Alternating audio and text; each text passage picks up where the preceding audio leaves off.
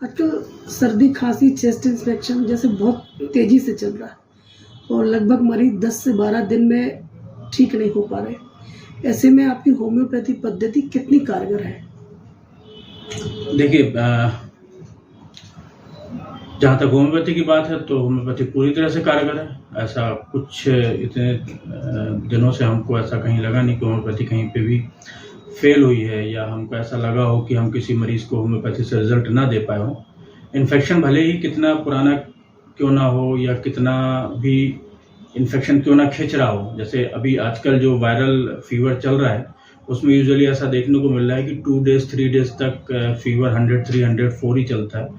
उसके बाद fever down होता है और फीवर के डाउन होने के बाद फिर लगभग पेशेंट में 7-10 डेज के लिए डिजीनेस रहती है, वीकनेस रहती है। बट मुझे ऐसा लग रहा है कि ये सफरिंग उन पेशेंट्स में ज़्यादा है जो सेल्फ प्रिस्क्रिप्शन पे बिलीव कर रहे हैं, मतलब जो मेडिकल स्टोर जाते हैं और उसके बाद मेडिसिन खरीद लेते हैं, उन पे ज़्यादा ये ऐसा देखने को मिल रहा है। बट जो भी पेशेंट हम लोगों के पास आ रहे हैं होम्योपैथिक ट्रीटमेंट ले रहे हैं, वो ऐसे केसेस हम लोगों को देखने को यूजुअली नहीं मिल रहे हैं जो 10 to 12 डेज ले रहे हैं। वो मोस्टली केसेस फीवर तो मतलब 4 to 5 आवर्स से लेकर के लगभग मैक्सिमम 15 आवर्स में फीवर डाउन हो रहा है। वीकनेस है वो भी 3 to 4 डेज में या 2 डेज में मोस्टली कवर हो ही जा रही है। तो ऐसा हमें कहीं नहीं लग रहा है कि ऐसा 15 डेज की सफरिंग है। और अगर सफरिंग है भी तो मैं सारे मरीजों को बिल्कुल बोलूँगा कि आप होम्योपैथिक मेडिसिन की तरफ जाएं ताकि आपकी सफरिंग इतनी लंबी ना हो। होम्योपैथी के प्रोफेसर हैं आप लंबे समय से। जी हाँ। और मेट्रो सिटीज़ में जो स्टेटस होना चाहिए अपने एमपी में नहीं हो पाता, क्या कारण मानते हैं इसको?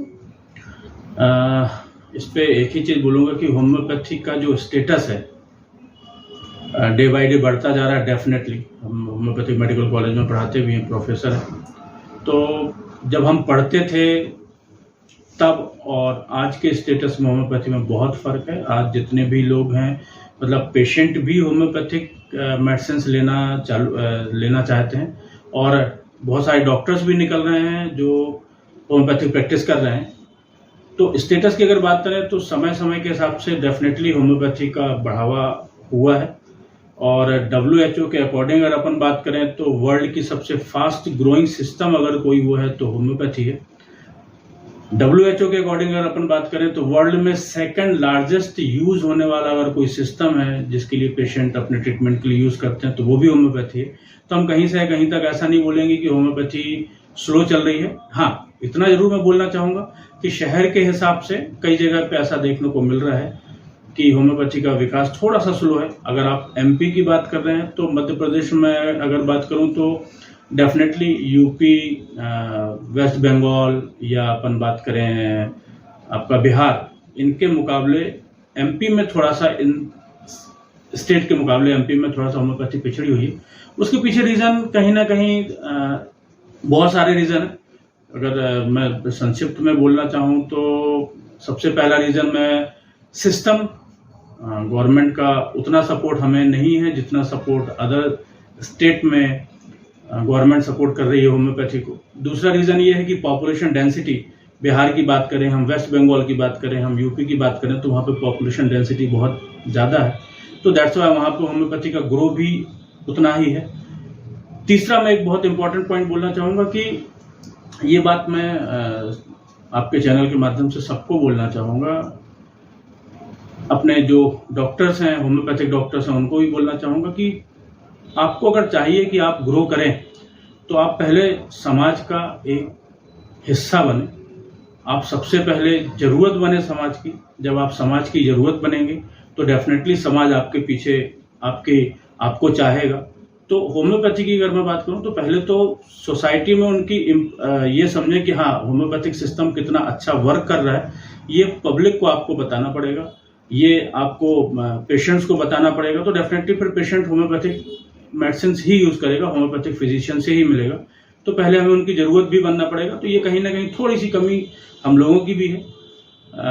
कहीं ना कहीं शायद बीइंग अ प्रोफेसर में बात करूं तो शायद हम लोग का छोटा सा फेलियर हो सकता है कि हम कुछ हमारे होम्योपैथिक डॉक्टर्स को उतना कॉन्फिडेंस नहीं दे पा रहे हैं जो वो किसी एलोपैथिक हॉस्पिटल में जॉब कर रहे हैं। तो कहीं ना कहीं कमजोरी डेफिनेटली सिस्टम की है, सिस्टम का हम भी हिस्सा हैं। और कहीं ना कहीं थोड़ा सा कॉन्फिडेंस की कमी हमारे उन स्टूडेंट्स की भी है जो सिस्टम को उतने अच्छे से अडॉप्ट नहीं कर पा रहे हैं।